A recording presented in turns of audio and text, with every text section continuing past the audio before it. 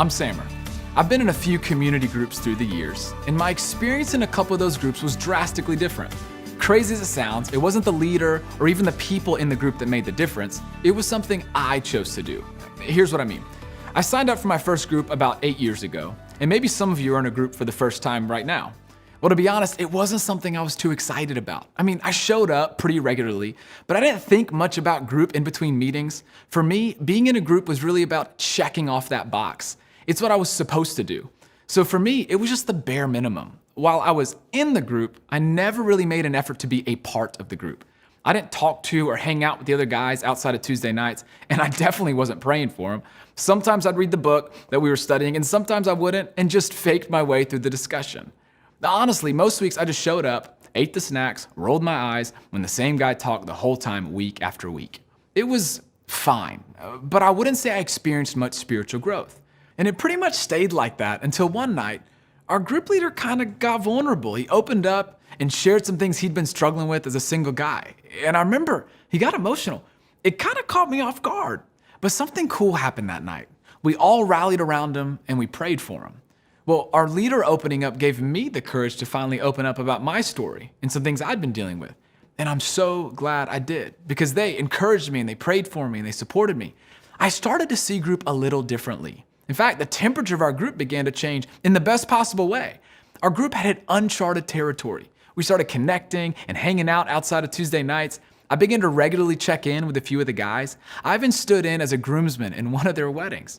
And I eventually came to realize that the problem was never my group, it was me.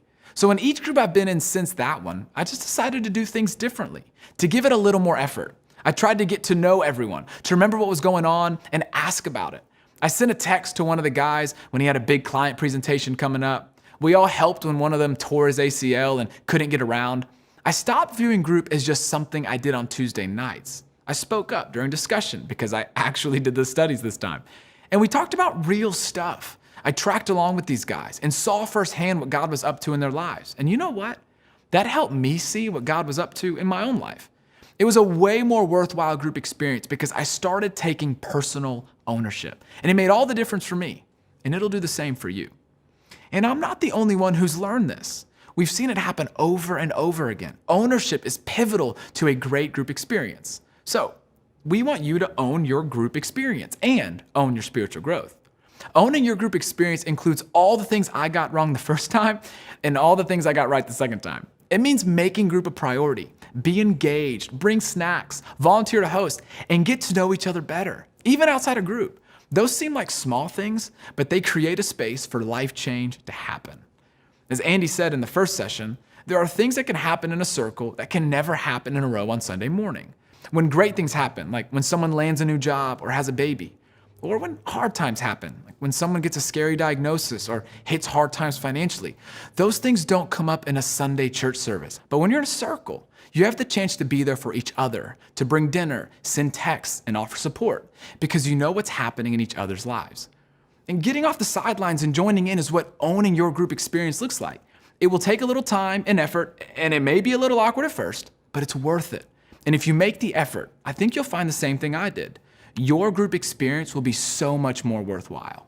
And the other piece of ownership is owning your spiritual growth. Here's the bad news. No one can do this for you.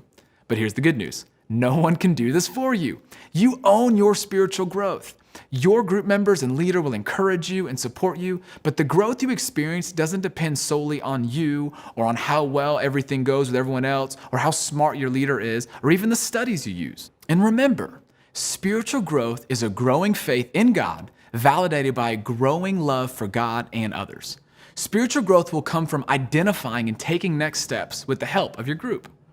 When I opened up to my group about stuff that would have been way more comfortable to hide, they were able to step into it with me. They gave me advice, held me accountable, and pointed out that this circumstance really could grow my faith. And you know what? It did. The relationships in my group have helped me grow. And I've been able to help others too. I've watched guys finally admit and eventually conquer something they've been struggling with. I've listened while someone worked through what it looks like to be a Christian in a really cutthroat industry. And I've even seen a couple celebrate an answered prayer and welcome home a new baby. The crazy thing is, helping other people grow their faith grows yours too. I think that was part of God's design for us. And it's why we're so glad you've taken the step into community. The relationships in your group may be new, but they're intentional relationships. You each chose to be a part of this group. Now make the most of that choice by really owning your group experience and your spiritual growth. I didn't realize it back then, but the spiritual growth I missed out on in my first group experience wasn't my group's fault. It had nothing to do with our leader, it was on me. I was encouraged to show up, join in, and be real, and I showed up most of the time, but I never really joined in. I never really risked being real. Now that I've started doing those things, I see the benefits and truly understood why life is really better connected. Taking ownership can make all the difference for you. And owning your group experience starts with some pretty small steps, like bringing snacks or hosting group at your house. In today's discussion, you'll have the chance to think about the specific ways you'd like to be involved. Your group may even want to start dividing up some of these tasks. Think about what you're good at or passionate about, then volunteer. A piece of your discussion will also revolve around what we like to call the group agreement.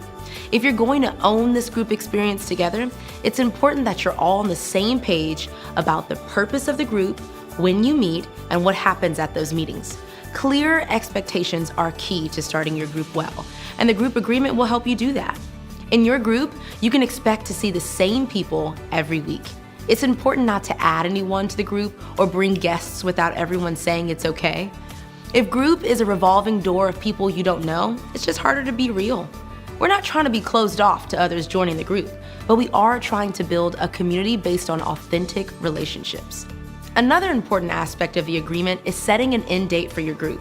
It's important to have an end date so you all know how long you're committing to this group. These are just a couple of examples of expectations you'll walk through together. Since the whole point of your discussion is to get the entire group on the same page, your leader will walk the group through the group agreement. If you're not on board with something, ask to discuss it more. Listen to others' perspectives and offer your own. Make sure that by the time you finish the conversation, you're all in agreement about the who, what, when, where, and why of your group. And now that we have come to the end of this study, we are so thankful that you have chosen to join this group. We believe circles really are better than rows, because this circle and these people have the potential to become a real community, a community that supports and encourages you as you grow in your relationship with Jesus. Thank you for letting us help you circle up.